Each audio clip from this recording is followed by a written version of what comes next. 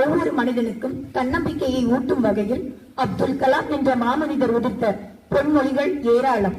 அவற்றுள் சில: நம் பிறப்பு ஒரு சம்பவமாக இருக்கலாம், ஆனால் நமது இறப்பு ஒரு வரலாறாக இருக்க வேண்டும். கனவு காணுங்கள். கனவு என்பது தூக்கத்தில் காண்பது அல்ல, உன்னை தூங்க விடாமல் செய்வதே ஆகும்.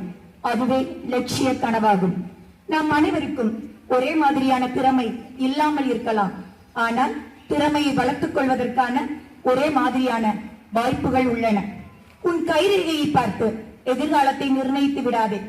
ஏனென்றால் கையே இல்லாதவனுக்கும் எதிர்காலம் உண்டு. கரிகால சோழன் முடியாது என்று நினைத்திருந்தால் தமிழ்நாட்டில் கல்லணை கிடையாது. பிரிட்டிஷ் ஏகாதிபத்தியத்தை எதிர்க்க முடியாது என்று காந்தியடிகளும் சுதந்திர போராட்ட வீரர்களும் நினைத்திருந்தால் இன்று நாம் சுவாச காற்றை சுவாசித்திருக்க இயலாது. G சுப்பிரமணியனும் MS. சுவாமிநாதன் அவர்களும் முடியாது என்று நினைத்திருந்தால் இந்தியா உணவு உற்பத்தியில் தண்டறிவு அறிந்திருக்க இயலாது. தெற்கிஸ் குரியன் முடியாது என்று நினைத்திருந்தால் வெண்ணெய் புரட்சி வெற்றி பெற்றிருக்க இயலாது.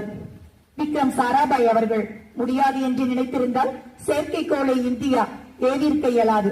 முடியாது என்னும் நோய் நம்மில் பலரிடம் அதிகமாகவே உள்ளது. முடியும் என்பவரால் தான் வரலாறு படைக்கப்படுகின்றது.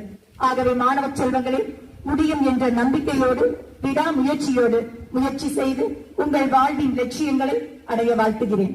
நன்றி.